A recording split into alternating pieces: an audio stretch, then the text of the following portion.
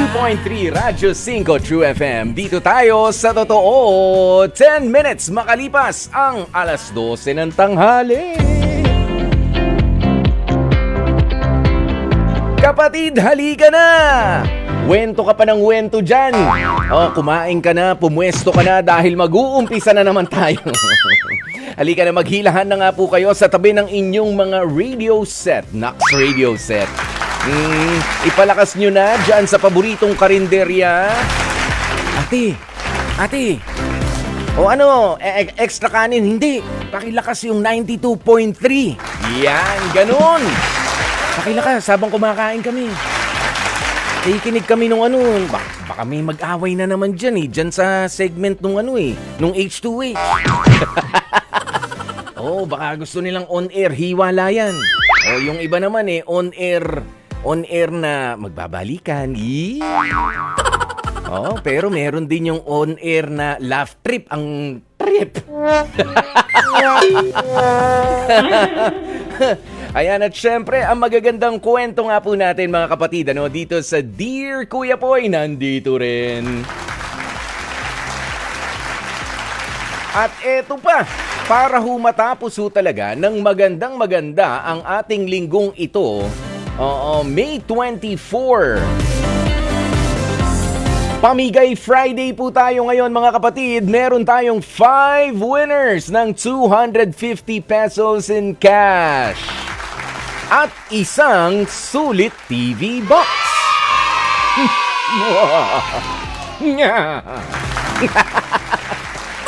Ayan abangan nyo lamang po ang aming announcement sa aming programa. Ayan, mabilis lang naman ho itong programang ito, di ba?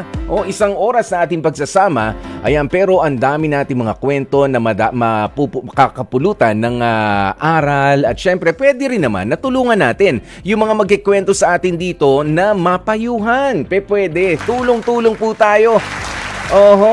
Ayan inuulit ko hindi po ako nagkamali ng banggit, hindi rin kayo nagkamali ng rinig. 5 winners ng 250 pesos na cash ang pamimigay natin for today, plus yung isang sulit TV box natin. Kaya tutok na kayo mag-comment. Ayan, pwede kayo magpayo at syempre i-share na ang ating live stream now na. I-share nyo na. Huwag kayong mag-alala, ako nag-share din araw-araw pero syempre hindi naman ako pwedeng manalo pa. Ng ganyan kung pwede nga lang ba ganyan, kaya halika na. I-share nyo na po ng i-share. Welcome din yung yung nag-angry face na na emoticon. Welcome din na manalo yan. Sa live stream natin. May nag-angry face. Baka naman naiinip lang. Sandali lang. Ikaw naman talaga. Kung sino ka man. Ayan, share ko na rin para lalo tayong dumami ng dumami mga kapatid, At kayo rin na mga nasa, alam nyo na, yung gusto pa rin na tumatawag sa amin dito. Eto naman ang ating mga hotlines. Bukas na bukas po yan mga kapatid. Wag na po kayong magdadalawang isip. Dahil ang ating mga hotlines 8631-5788 at ang 8631-6674. Ulitin lamang po natin 8631-5788 o ang 8631-6674. Samantala, halika na kapatid at samahan na nga po kami dahil pagka Friday, di ba, kapag Monday to Thursday, meron tayo yung H2H Confessions. Ngayon naman, meron po tayo yung Heart segment natin. H-E-A-R-T segment kung saan ay talagang biniyak-biyak natin ang mga letra, binigyan natin ng ibang ibig sabihin. Ang H-E-A-R-T o heart. Dahil alam nyo naman, ang mga puso po natin, ang bawat puso ng bawat isa ay iba-iba ang nararamdaman. Minsan yung H, half-half lang. At minsan letter E, i-evaluate muna. Hindi pa sure pero aalamin natin. Pero yung iba ay yung letter A na approve agad. At syempre, ang malungkot, yung letter R na reject. Ayoko na. Sige, nag-usap na tayo pero ito na yun. this is the end. Or pwede rin naman yung letter T as in try again. Kaya halika na. Huwag nang magpaano-ano dyan, ha? Huwag na kayong padala-dalawang isip. Samahan nyo na nga po kami dito sa ating H2H Heart to Heart ngayong Friday na ito. Eto na nga ang lalamanin ng ating HEART segment, Lihim na Usapan ni Paolo at ng dati niyang o ng ex niya na si Kathy ay nabisto ng live-in partner nitong si Paolo na si Marjorie. Yan ay matapos ngang aksidenteng makita ni Marjorie ang laman ng cellphone ng kanyang partner. Ang depensa naman daw ni Paolo, plano raw kasi nilang mag-inuman ni Kathy kasama ang tropa. Ang kanyang tropa. Pero ang suspecha nitong si Marjorie, ang ka-live-in partner, may iba pang usapan ng dating magkarelasyon. Yan ay matapos mapansing walang anumang chat history sa messenger ng kanyang live-in partner at mula kay Kathy. Kumbaga, pagka nag-usap, bura agad. Erase agad. Delete agad. Kaya ngayon, 2 araw nang hindi kinikibo ni Marjorie ang kanyang partner. Kaya, nako, tanungin na natin agad-agad mga kapatid, itong si Marjorie ng Quezon City. Marjorie, magandang tanghali sa'yo. Hello po, good afternoon. Ba't parang wala ka pa rin enerhiya ngayon? Opo, bali. Kahit po kasi matagal na, medyo sariwa pa rin po yung sakit talaga. Oo nga sabi dito, 2 days mo nang hindi iniimik itong si Paolo, ang iyong ka-live-in partner. Opo. Okay, meron ba kayong anak ni Paolo? Bali, wala po. Pero ako po sa una. Meron kang anak sa una. Okay. Pwedeng medyo mas lakasan mo yung pagsagot-sagot mo, Marjorie. Okay po. Yeah, medyo para malayo yung bibig sa mic. Okay. Dun sa phone mo. Marjorie, ito bang si Kathy ay kilala mo ng personal? Hello po. Kilala mo ng personal itong si Kathy? Nakita mo pa ba siya nung sila ni Paolo o nalaman mo na lang rin? Bali, ganun po. Nalaman ko na rin po siya na nakakaano nga po ng ikikwento-kwento lang po niya na yun nga po, niya ganun. Marjorie, medyo lumalabo yung linya natin. Marjorie. Yes po. Tinatanong ko kanina, personal mo bang kakilala itong ex niya, ex ng live-in partner mo na si Kathy, tama? Hindi ko po siya talagang kilala. Nakilala ko lang po siya sa mga kwento po din ng ex ko po, ganun. At gano'n naman sila katagal na naging sila? Medyo matagal din po. May kulang 3 years. Bali, siguro 3 years na rin po mga ganun. Okay. Pagkatapos nun, ikaw na yung sumunod. Yes po. Tapos, meron silang pinaplano di umano, allegedly, na inuman kasama itong si Kathy at yung tropa. Kaninong tropa nga yan? Linawin natin. Hello po. Kaninong tropa yung kasama na inuman nitong live-in partner mo tsaka si Kathy? Tropa po ng babae po. Tropa ng babae? Bakit naman daw ano pa bang koneksyon nila depensa nitong si Paolo? Wala lang. Bali, yun nga po ang dinadahilan po lagi. Nagkakaano lang naman po, inu-inuman lang naman daw po. Ganun. Wala naman daw po mali siya. Pero para sa akin po kasi, kung mag-expose sila, di ba po? Dapat wala na rin po sila sa komunikasyon. Ganun. Sige, let's put the malisyoso thinking aside o malisyosa, yung pagiging malisyosa. Inom-inom, ikaw ba? Baka, hindi ka ba, umiinom ka rin ba?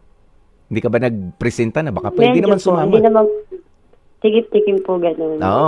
Kung makikipagkwentuhan lang o tikim ng konti, ganyan.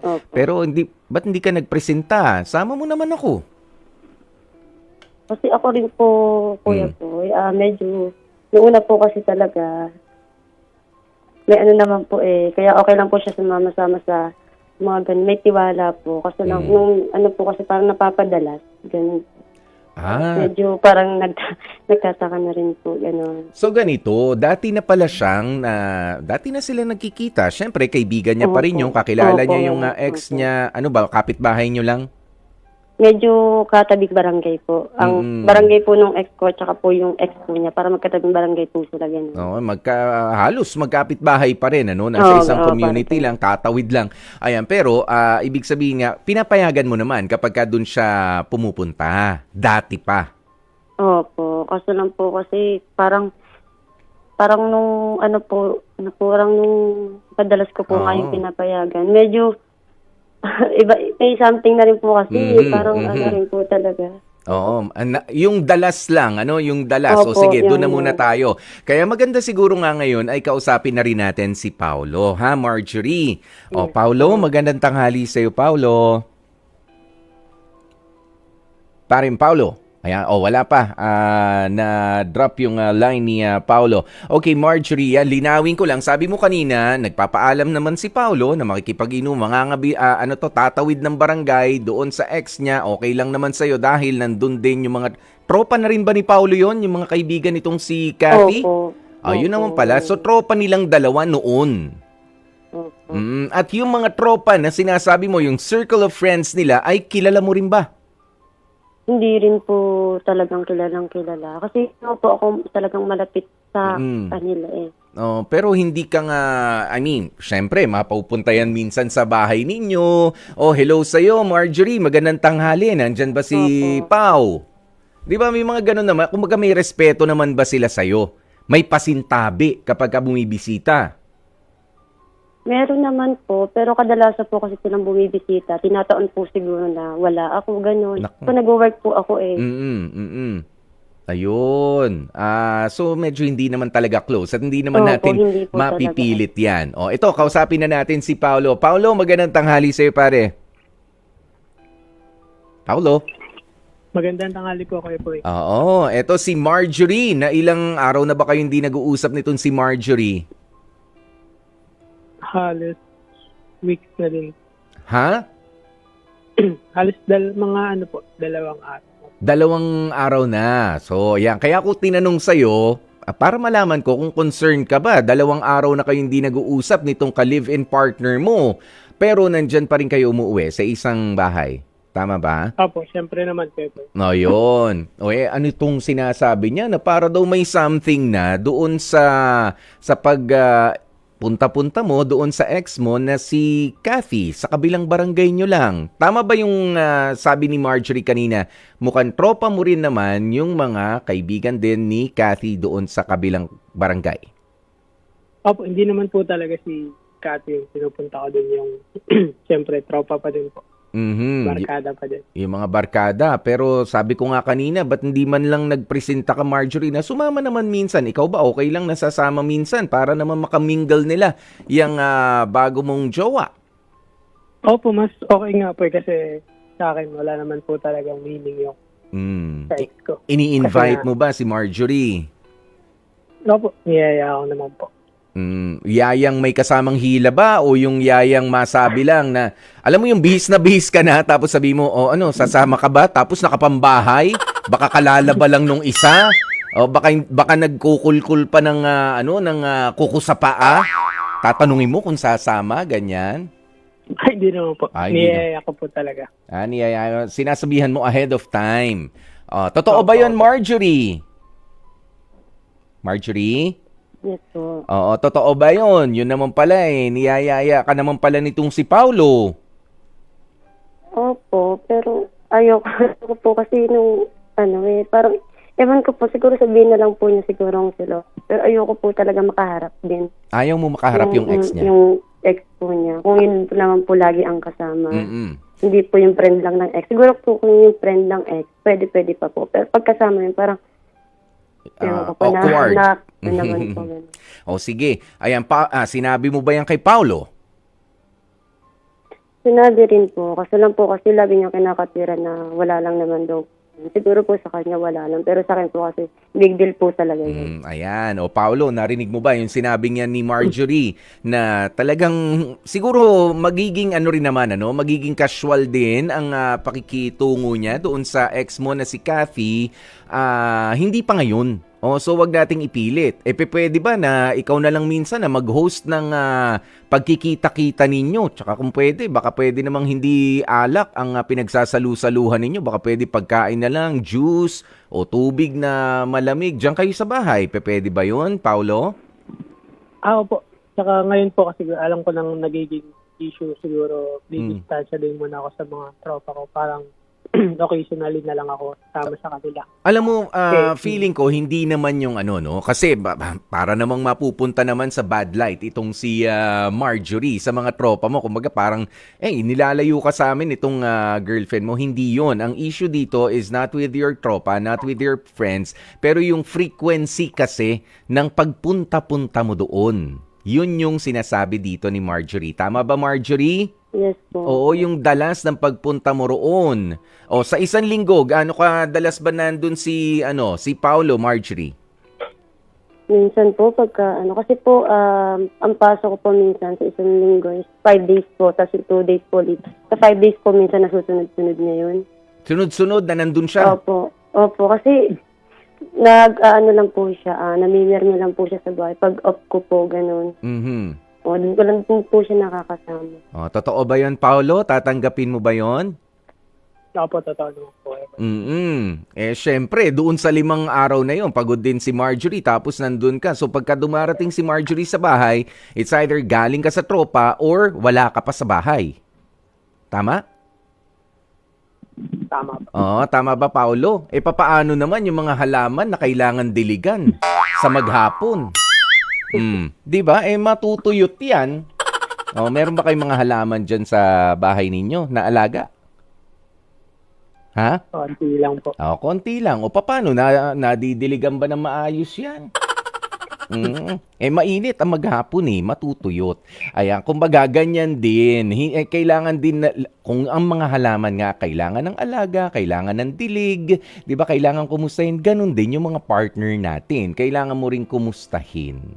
Ha? Hindi yung lagi ka nandun na lang sa mga tropa mo sa kabilang barangay. Okay, Paolo? Opo, kuya. Sige. Mukhang meron ka pa ba mga gustong sabihin, Marjorie, dito kay Paolo? Sige nga, may iba ka pa bang issue? Sabihin mo na sa amin ngayon ni Paolo. Wala na rin po, kuya po. Siguro,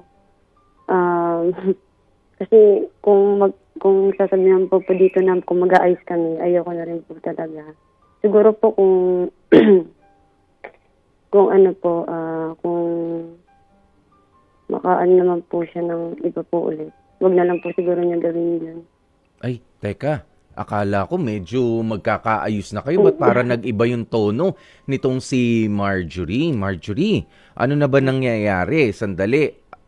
Dahil sa selos na yan, gusto mo nang tapusin itong namamagitan sa inyo ni Paolo? Opo. Talagang ayaw na rin po talaga. Kasi paulit-ulit na po Gano'n na katagal bang ginagawa to ni Paolo? Gano'n na kayo katagal na mag-on? Bali, 1 year na rin po, ganun. Sa 1 year po na yun, siguro po, ang tansya ko, 1 month lang po naging okay. Paolo. Kasi dun, sa 11 months, ayun, ganun na po, paulit-ulit na. Yan. Paolo, narinig mo yon. Papaano? Para pala magpapaalam na itong si Marjorie. Paolo? Hello po kayo po. Oo. Ay, nakakabigla lang pero siguro po respetuhin ko na lang din yung decision. Kasi alam ko din nagkamali ako. Magiging lesson na lang din po sa akin. If ayaw niya na talaga. Hindi mo na ilalaban? Itatry ko pa din po kayo po. Sige. So Marjorie, ikaw, pumili ka na. Biglang kala ko yun lang yung issue ni Marjorie, gustong maayos, pero totoo ba na gusto mo na magpaalam? Pero sige, bago ka nga magpaalam, bigyan mo na ng mensahe itong si Paolo. Go ahead, Marjorie. Paolo, siguro kung magkaka-jowa kasi kung sa ayos, hindi na maayos eh. Kung magkaka-girlfriend ka ulit, siguro bago mo unahin yung barkada mo, unahin mo muna yung relasyon. Kasi pinasok mo yun eh. Tapos parang pagka nandiyan tropa mo, sinasantabi mo lang palagi. Ganun lang. Yun lang po. Sorry po. At syempre, linawin natin ang heart decision mo sa HEART. Ano na? Marjorie, ito ba yung wala na talagang try again? Wala na po talaga. Wala na. Papaalam ka na, reject na ito. Opo. Reject na. Okay, Paulo, meron ka ba mga gustong sabihin din kay Marjorie? Ay siguro kuya po i-message ko na lang po sa akin.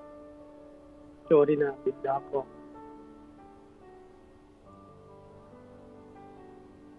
Paulo? Hello? Hello. Hinihintay ka namin. Hinihintay rin ni Marjorie yung message mo. Ngayon po, gusto ko lang mag-sorry ulit, Marge. Alam ko sobrang mali yun, pero kung ayun na yung decision mo, i-respeto ko pa din. Ngayon lang ko yun. Yung iba po i-message ko na lang po sa... Nag-usap pa rin kayo ng personal. Ha? Opo. Kasi awkward naman, di ba? Nakatira kayo sa isang bahay. Ano, i-text mo pa, may messenger mo pa. Mag-usap na lang kayo ng mahinahon at ayusin na lang ang hiwalayan. Pero ako po kasi hindi na po ako nauwi. Hindi wala hindi ka rin na po sa siguro uuwi talaga. Okay, na kaninong bahay ka na ba? Bali, umuwi na po ako sa magulang ko po kasi. No, okay. Sige. So magkalayo na pala ngayon. Pero be man enough, Paulo, na harapin naman si Marge one last time. Ha, please. Okay, Marge? Opo, kuya po. Ayan. Kung papaano natin siya sinuyo-suyo nung tayo ay naniningalang pugad, nung nangliligaw pa lang tayo, ganun din tayo kung sakaling magpapaalamanan na nga. Okay? Good luck na lamang sa inyong dalawa, ha? Salamat po. Marjorie and Paulo, at sana nakatulong ang H2H sa mas maayos ninyong, hindi man sa lagi maaayos yung relationship ninyo, kundi para mapaayos ang inyong mga sari-sariling buhay kung yan nga ang gusto nyo, yung maghiwalay na. Maraming salamat ulit, Marge and Paulo. Ayan, at 32 minutes makalipas ang 12:00 ng tanghali. Nagulat ako ron nagulat ako mga kapatid. Talagang wala na. Ayaw na nilang subukan pa ulit.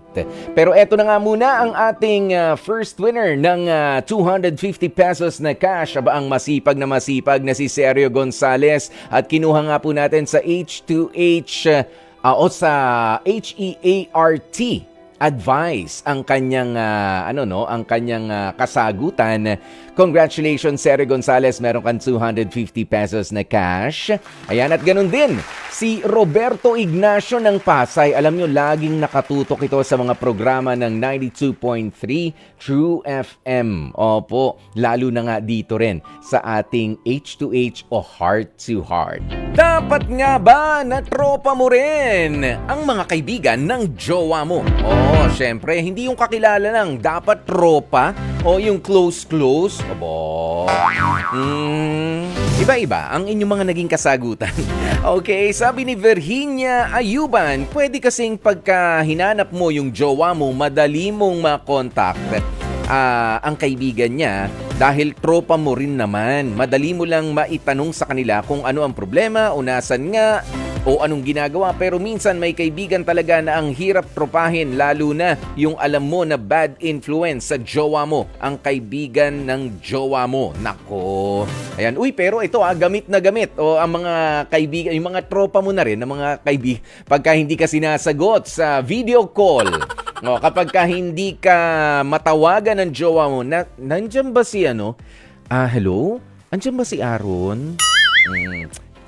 Hindi kasi sumasagot eh.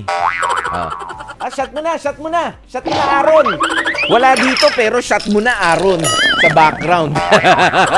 Di ba may mga ganyan minsan eh. Ito si Gail Enriquez, sabi niya, no, sapat na sa akin, nakilala ko sila at maging casual na lamang. Introvert kasi ako eh. Ay talaga ba? No, introvert talaga. Si Criselda Postrero, maraming salamat ha sa yung ang daming hashtag. May hashtag love question, hashtag TrueFM, hashtag heart to heart, hashtag Kuya Poy. Thank you. Ganyan ha, Criselda Postrero. Sabi niya, pwede naman po, pero dapat may limitasyon kung parehas kami ng kasarian ng tropa ko. Ayan, mahirap na, baka sa atin masira yung relasyon nila. Pagka nagkagustuhan, naku po, yan na nga yung sinasabi. Tropa-tropa ha.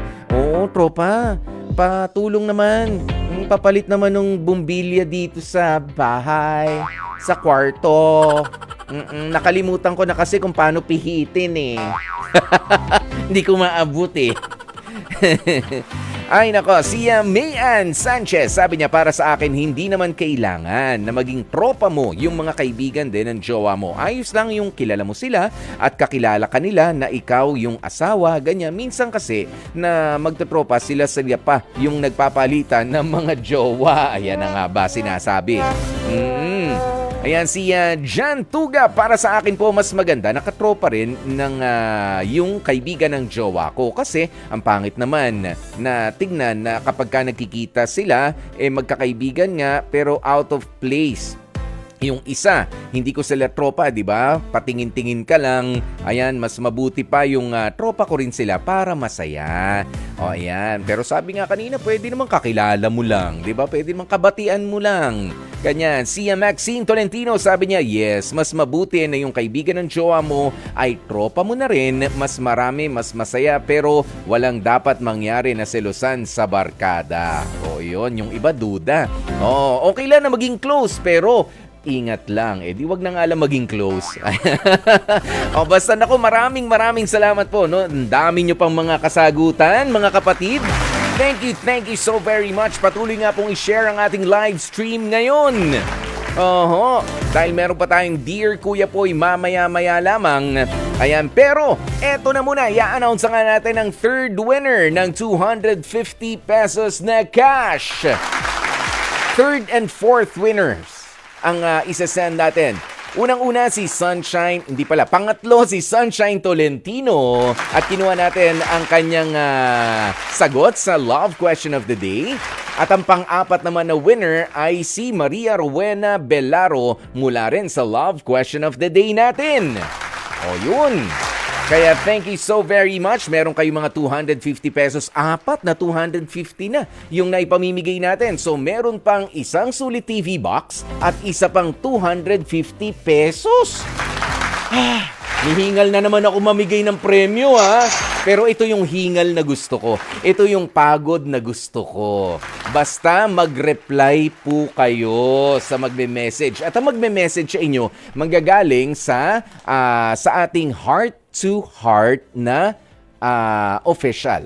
Okay? Official FB account ng Heart to Heart. Okay, ulitin natin. Heart to Heart official FB account or mula kay Miss Rema Anwar, ang ating masipag, maganda na researcher. Hindi totoo yan. Huwag niyong popormahan ha. Baka magalit. Baka mag-garlic. Okay. Dear Kuya Poy,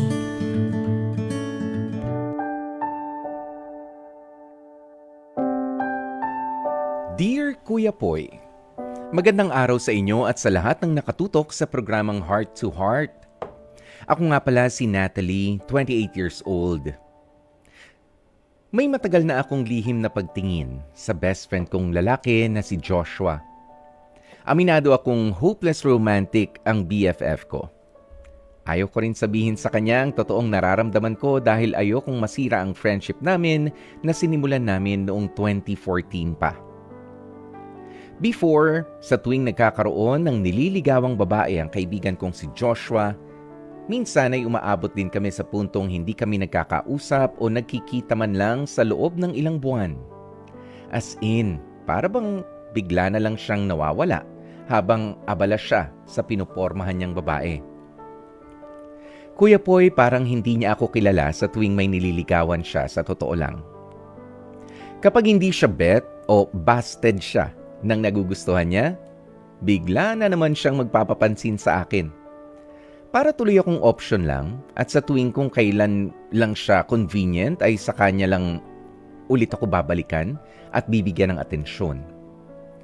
Pero sa tuwing kailangan ko naman siya ay wala akong magawa kundi ang solohin na lamang ang problemang daladala ko dahil na rin hindi ko siya malapitan dahil nga abala siya madalas sa mga nililigawan niya.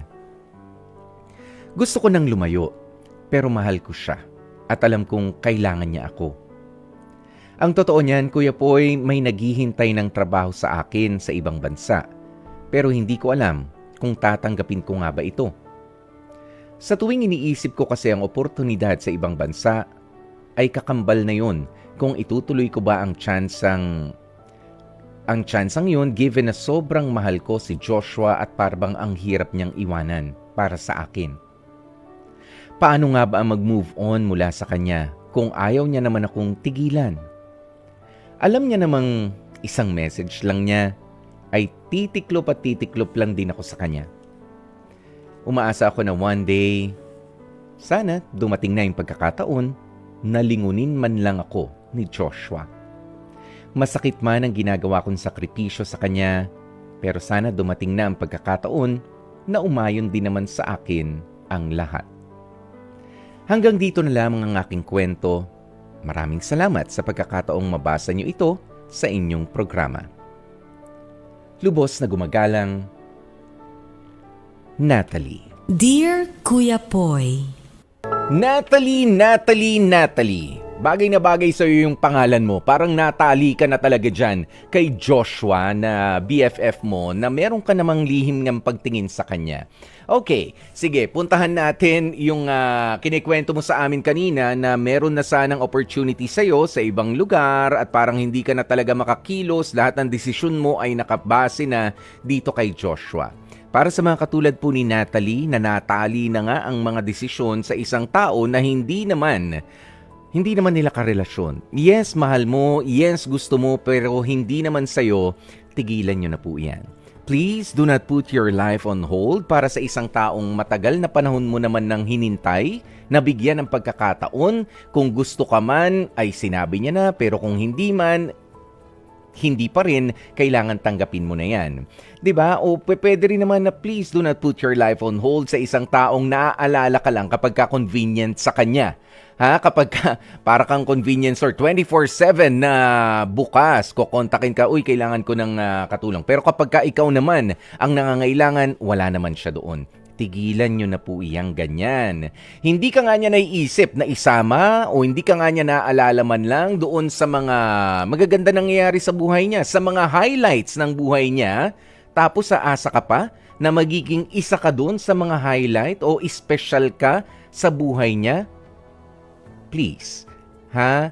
Kung yung friendship ninyo ang iniisip mo, Natalie, sige lang, push lang. Okay lang na maging friends pa rin kayo kahit na nasa abroad ka na at siya naman ay nandito sa Pilipinas. 'Di ba? Okay lang yun. Pero kung pauuwiin ka, galing kang abroad dahil kailangan niya lang na makakausap ng shoulder to cry on, konti lang naman ng talino na hinihingi sa atin ng ganito, ng common sense.